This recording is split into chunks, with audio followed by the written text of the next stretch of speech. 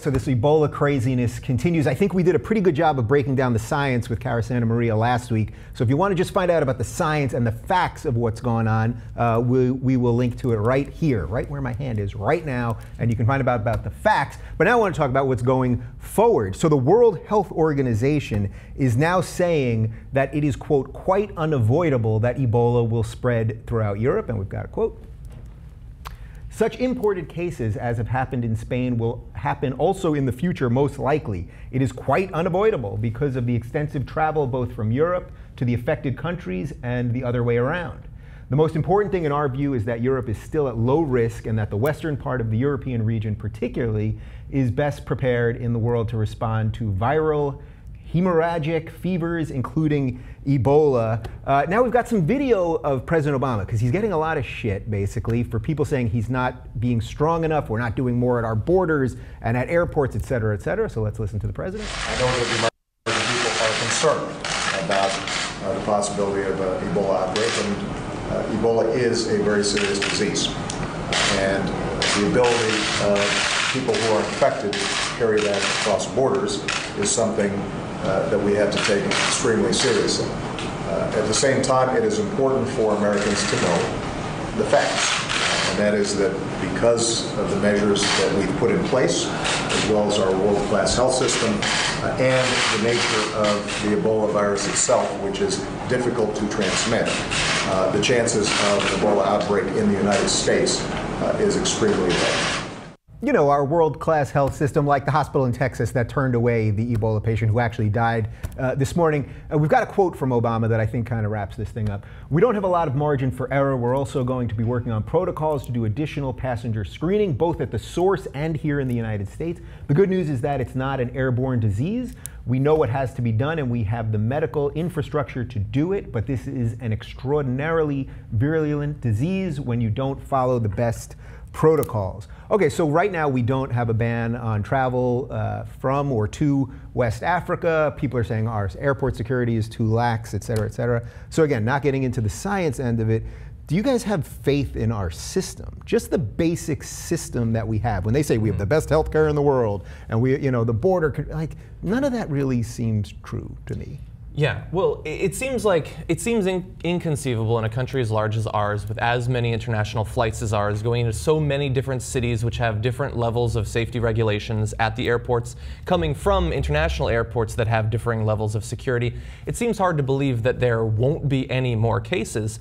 I do think that we've been pretty good as a country in terms of walling it off once it starts. Like, I don't expect it to spread outside of Dallas and things like that, but I don't think that we've seen the last of it here in America. Europe, I think, it's even more likely to come. I mean, you're talking about so many different countries, a lot of travel between those countries. I think it's more likely to spread at least a little bit there. Yeah. Do you have faith in our system? Well, you know, as Cara explained before, with our from a medical and hygienic standpoint, it's unlikely to break out. Right, it's very hard to It's hard for me to get away from that point to say like, oh, we need to lock everything down. But I do think we need to be paying more attention to this seriously and have a little, what is that word? Empathy for people who are at risk for this. Yeah. What do you think about? I don't want to be alarmist because I think, especially if you watch cable news, everyone immediately watch Fox and the scary graphics and scary music and all that. But why not for 2 weeks? Let's say just temporarily for 2 weeks, we're just going to stop flights in and out of West Africa. Would that just while we sort of get our head wrapped around this thing? Would that be a bridge too far for you? It certainly seems reasonable to me, and I think that if you polled the American people, there would be widespread agreement on it. But that said, I'm not an expert on what exactly that would entail, what negative consequences it would have, and I've heard from people who are supposedly experts on that issue that it's not feasible. And I don't think that those people have some sort of covert agenda to get Ebola into the country. But I totally agree with you. Because Rush Limbaugh thinks that that Obama's trying to bring it here to to counteract slavery. He does feel guilty. Yeah. But I totally agree with you about the media. We as the media are put in a pretty shitty situation right now because they have been fear-mongering so much in the initial weeks of the Ebola outbreak that we feel like we have to be the counterpunch to that, and yet we're also legitimately scared of what we think is a reasonable worry about Ebola. Yeah. And the thing is that the right wing both is scared about Ebola because one of the main characteristics of the conservative brain is a heightened fear center, but they're also using it to advance their agenda in terms of anti-immigration. They want to shut down the borders, but they also wanted to shut down the borders a month ago. Yeah. They want to use it to attack Obama and to attack any sort of international peacekeeping or humanitarian efforts. I mean, they're trying to like kill 10 birds with one stone with Ebola. And so on the other side, what are we supposed to do to have people be rationally scared of it, but not insanely scared? Yeah. So they have a heightened fear center. I thought they have a heightened money sensor.